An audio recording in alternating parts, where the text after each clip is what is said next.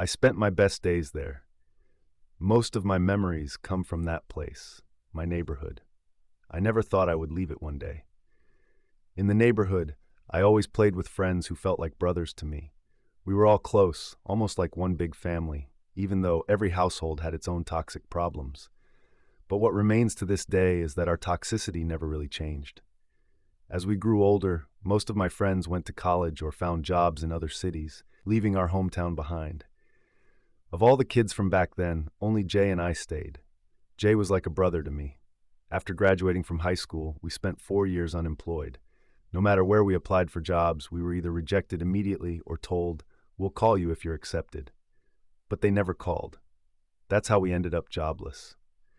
By the time I turned 22, I felt like a worthless person, doing nothing with my life. One day, Jay made a suggestion. He said, "We have to leave this city if we want to change our lives." I looked at him and asked, "Where would we go?" "Where do you expect us to find work when there are barely any job opportunities in a city this small?" I asked. "I think it's better to apply on corporate websites. Maybe we'll get a response," I suggested. He thought for a moment. Then he said, "No, I think you should call Mike." Mike was one of our friends. "Maybe in the city where he works, he can help us." Jay was right. Mike was in another city, working in a good company and holding a decent position. I was sure that if I called him and explained our situation, he would definitely help. I picked up the phone and called Mike. I told him about our problem. He said that he would get back to me in 3 days. 3 days later, Mike called me. He said, "Fortunately, I found a job for you and Jay, but I'm not sure if it's the right fit for you." I replied, "Just tell me what the job is. Whatever it is, we're tired of being unemployed." He said, "Here's your job. You'll work as an agent for government agencies within the same company I work for," he said. "That means if there's something to follow up on with the police, the traffic authority, or any other government agency, you'll have to handle it." I said, "That sounds good to us, but we'll need a car." He replied, "Don't worry, there's a car here that you can use." "Very well," I said. "When should we come?" "Be here in 2 days," he answered. I thanked him and hung up. Jay and I sat down, thinking about how we would get to that city. In the end, we decided to take Jay's father's car, which was a bit old-fashioned. We had no other choice. The distance we had to cover was 1,200 kilometers, and with that car, we could only drive at 80 kilometers per hour. That meant it would take us a full day to reach the city. It was winter, and the weather was cold. We set off on our journey. Near one of the cities, Jay suddenly said he needed to use the bathroom. We pulled over in a dark, empty, and secluded area with no lights around. It was 3 in the morning. As Jay went off, I was left alone in the car. It was my first time leaving my hometown, and I felt a little excited. While looking down the road, I saw a flock of choruses moving in unison, their figures blending into the darkness. I focused more carefully to be sure of what I was seeing. I have sharp vision. At first, I thought I might be mistaken, but I was sure I saw that herd of choruses and their silhouettes. What was strange to me was how they managed to cross the fence that stretched along the path. When Jay got back in the car, I told him about it. He said, "Mo, let's go now. It's not normal to see the veil." I replied, "That's true, but what puzzles me is how they crossed the fence while it remained intact and unmoved." We shook off the thought and kept driving. When we reached a town, this time I needed to use the bathroom. We stopped by a park. After I returned to the car and we were ready to leave, the car wouldn't start. Exactly what we didn't expect had happened. What were we supposed to do now? The tools we had with us weren't enough to fix the car, and it wasn't clear what had gone wrong.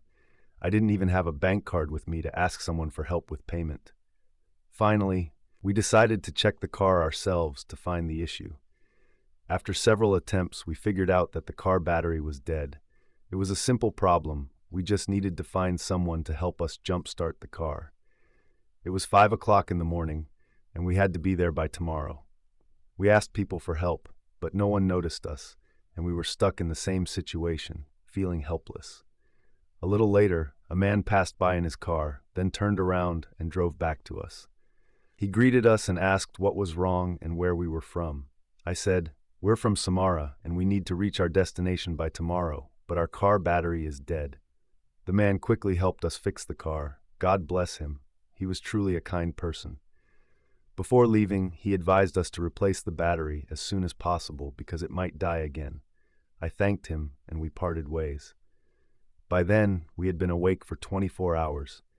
Jay was sleeping in the back of the car, and I was afraid that if I kept driving, we might crash. I told him, "You've been driving too much. Let's stop and rest for 3-4 hours." "This is a sign from God. It's no coincidence," I added. Jay, barely able to stay awake anymore, agreed. "That's a good idea, but we can't sleep next to road. The noise of the cars will keep us up." "Let's go a little farther into the empty road. It'll be quiet there," he suggested. I didn't mind, so we drove toward the other road. However, it didn't look much like a road. Most of the area was rocky and rough, with a strange, uneven terrain. Jay kept driving a bit farther. "I can't sleep in the car," he said. "We need to find a smoother spot where we can lay something down on the ground and sleep." I replied, "Okay, I'll just sleep in the car."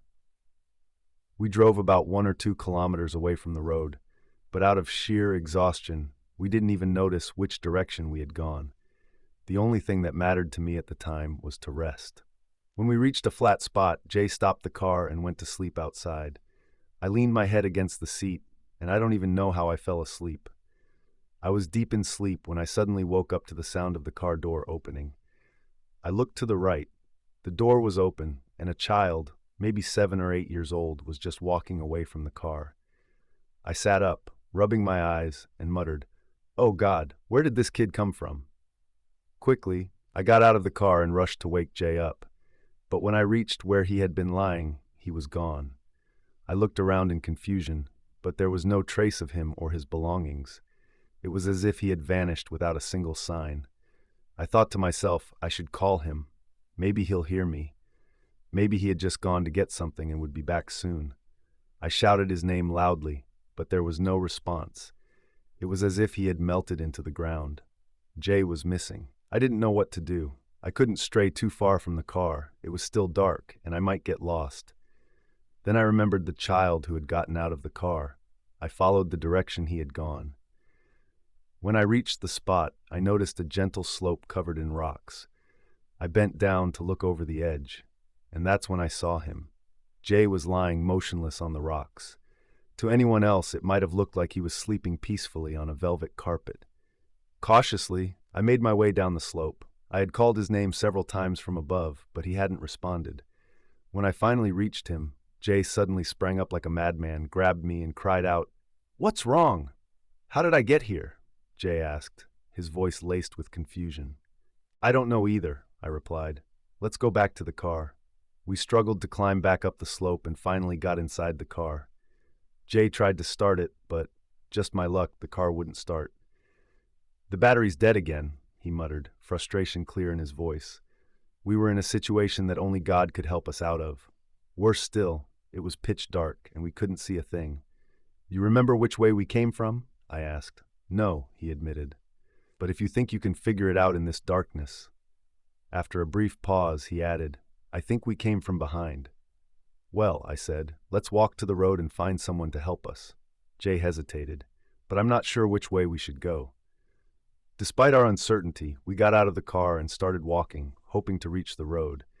But we had no idea if we were heading in the right direction. As we walked, I suddenly felt someone behind us. Footsteps. The sound was distinct, following closely behind. Every time I turned to look, there was nothing. Yet I felt it. It was as if something was holding on to us, gripping our hands like a child, refusing to let go. We walked for what felt like forever, covering at least 2 or 3 kilometers. Then we reached a massive valley. That's when it hit me. We had been going the wrong way from the very start. I scanned the area carefully, but there was nothing.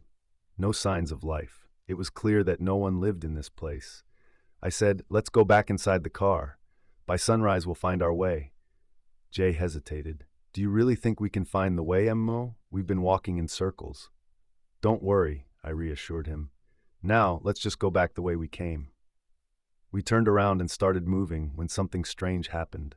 Ahead of us, 2 figures appeared, walking toward us, but they weren't clear. They were just shadows, dark, shifting forms that seemed to waver in the night air. Jay called out to them. They continued approaching, and as they got closer, we could make out their silhouettes. They looked like women, but something was off. I knew, deep in my gut, I knew no one lived in this area. Jay called out again. They didn't answer. They didn't even look at us. A chill ran through me. We had no choice but to keep going, forcing ourselves forward, despite the exhaustion weighing down our limbs. But no matter how far we walked, we were getting nowhere. It was like the land itself was playing tricks on us. I couldn't walk anymore. The cold bit at my skin, yet my body burned as if I had a fever. And then, the worst realization hit me. We were lost. That's when Jay's behavior changed. He suddenly pointed ahead and said, "There's a house there. Let's go." I followed his gaze. There was no house, nothing but darkness and rocks. Yet Jay was convinced. Then, out of nowhere, he started laughing. I was scared of him at first, but then I realized he was laughing out of pure desperation. Doubt had taken hold of him. I tried to calm him down, speaking softly until his breathing steadied. Eventually, he lay down and fell asleep right where we stood. But sleeping in a strange place like this, it meant nothing to me. I told myself it'll be clearer in the morning. We'll find our way out. Everything will make sense. But I was wrong. Even after the sun rose, we couldn't escape the valley. The terrain had deceived us. We had walked so far, yet we were trapped, wedged in from all sides. Morning turned to afternoon, then dusk. Jay and I searched tirelessly, desperate for an exit, but found nothing. We had never felt so lost, so utterly powerless.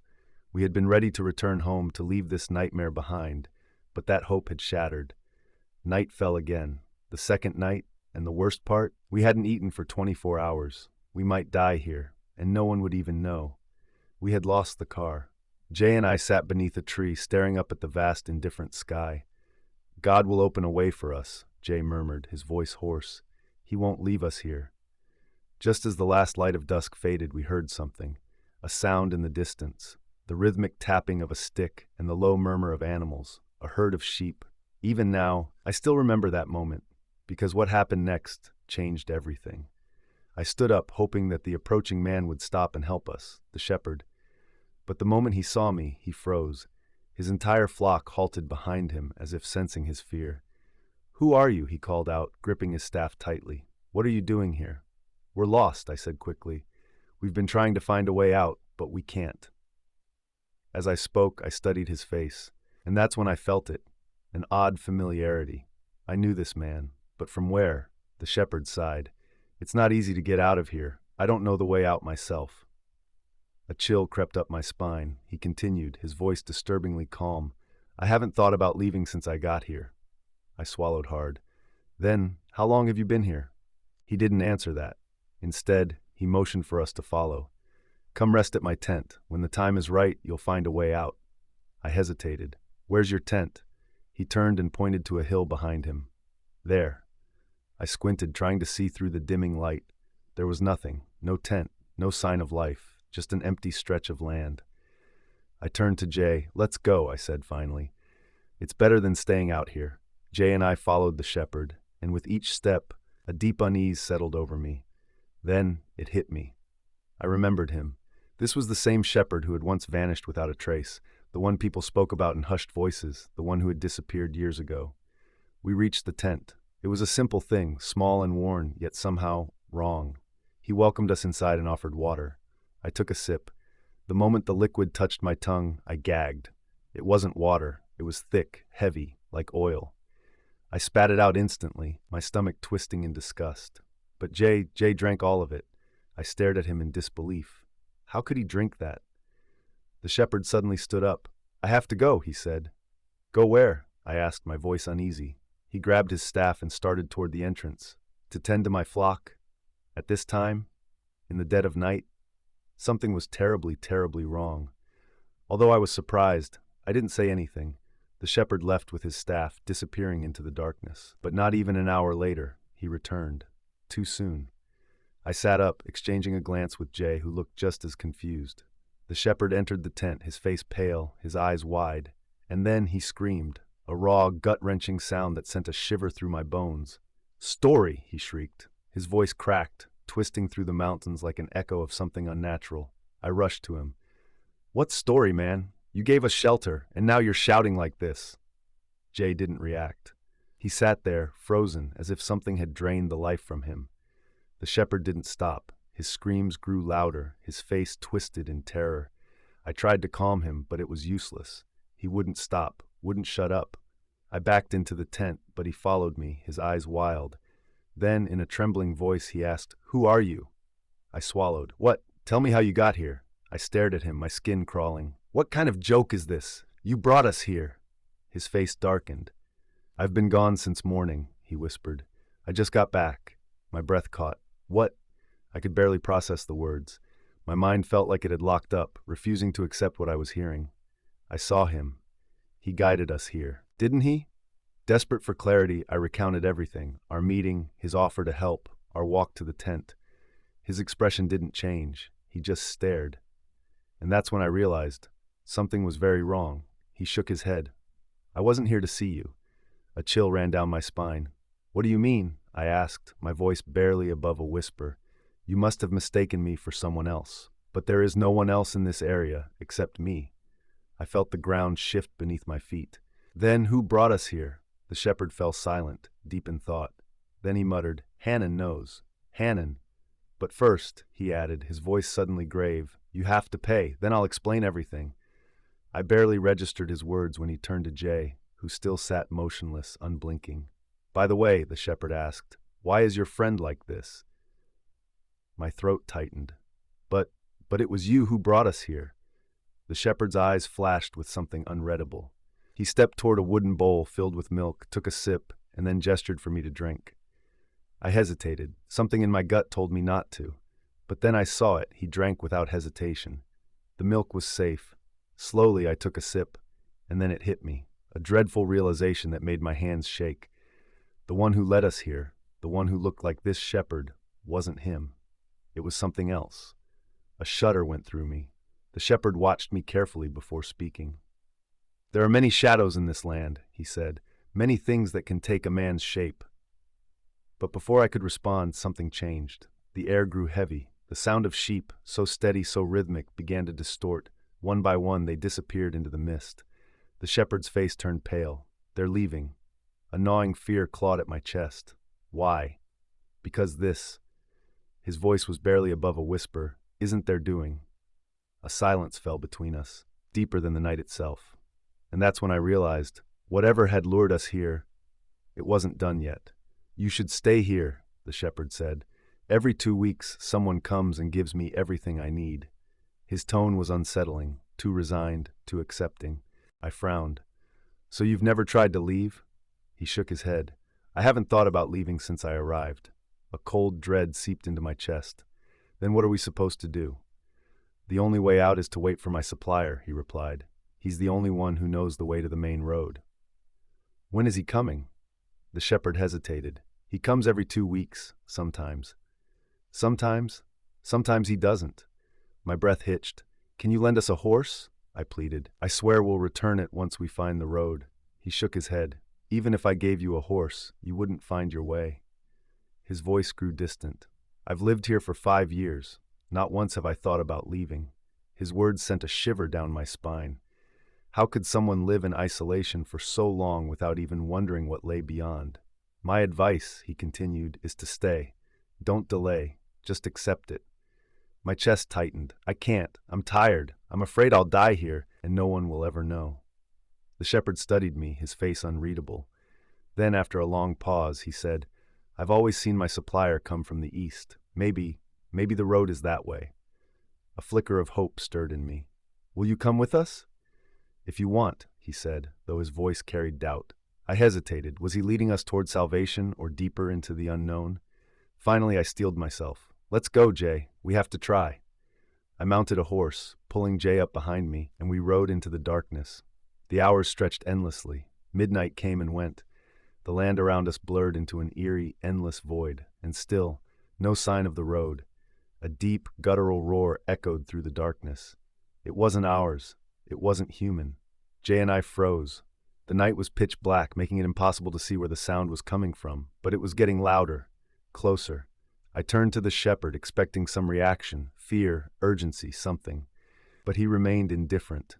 his expression unchanged, as if he hadn't heard it at all.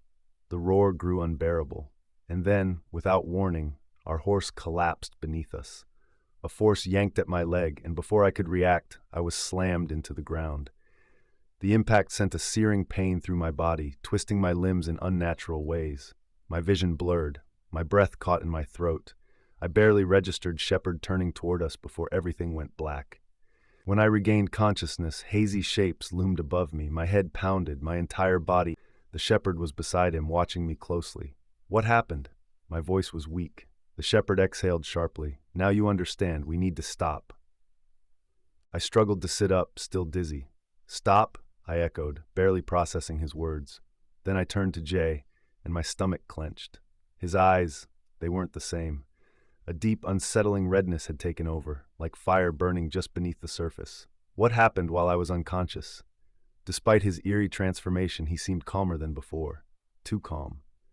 How far have we walked since we left your tent? I asked, forcing myself to focus. The shepherd hesitated. About 5 kilometers, he finally said. My blood ran cold. That's impossible. I shook my head. The distance from your tent to the main road wasn't that far. We should have seen something by now. A dreadful realization settled over me. The landscape had changed. The mountains we had seen before, gone. The landmarks we recognized, gone. We weren't just lost, we had been moved. We pressed on, step by weary step.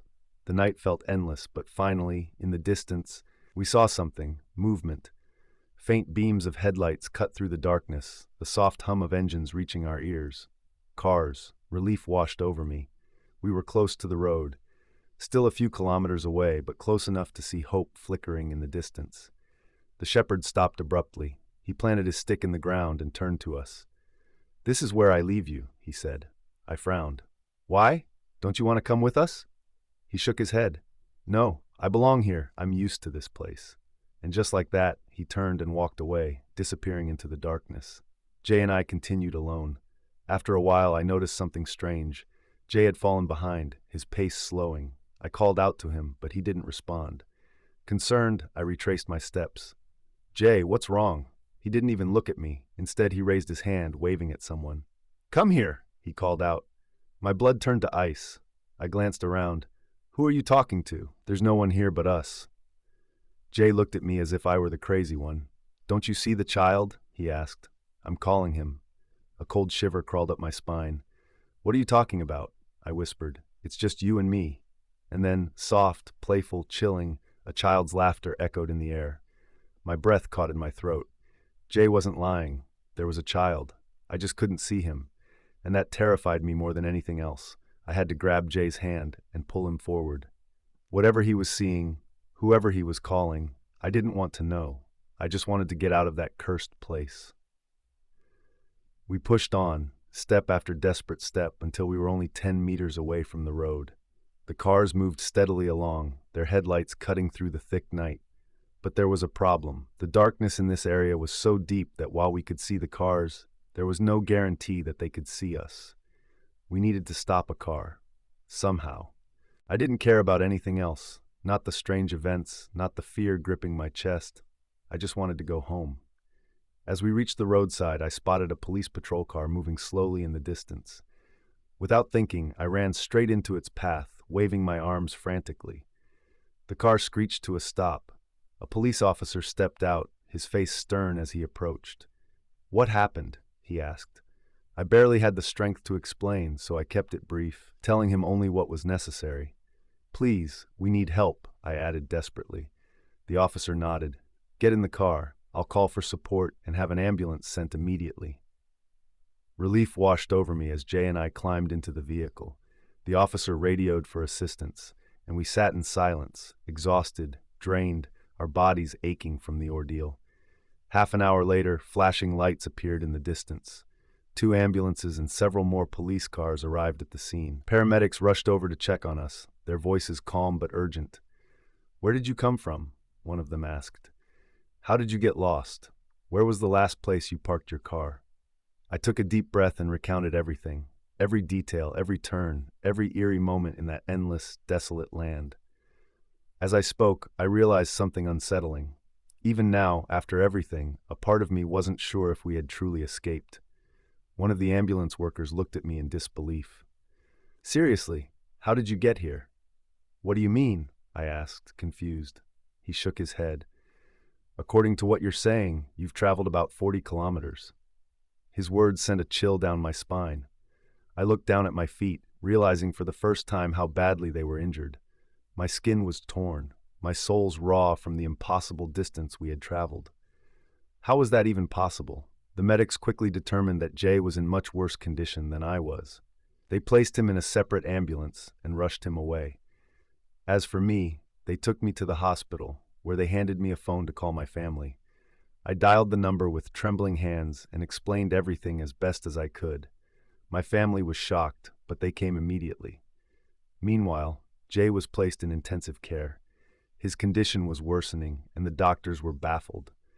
We had set out to work and build a future for ourselves. But instead, we walked straight into a nightmare that had shattered everything. A few days later, once I had recovered enough, I accompanied Jay's father back to the area to retrieve the car. But when we arrived, it was gone. Someone had taken it. We searched everywhere, asked anyone we could find, but there was no trace of it. That's when I remembered something. The shepherd, I told Jay's father. We looked for him. He had gone? Had he even existed at all? I asked everything that had happened to us. It felt like a fever dream, unreal, yet terrifyingly real at the same time. Then, as if things weren't disturbing enough, Jay's condition took a turn for the worse. The doctors diagnosed him with a strange illness, something they couldn't explain. It was as if his body was destroying itself from the inside. His teeth loosened, his hair fell out in clumps, his body withered until he was nothing but skin and bones. 2 weeks later, he passed away. Jay, my brother in everything but blood, was gone forever. If I searched the entire world, I knew I would never find another like him.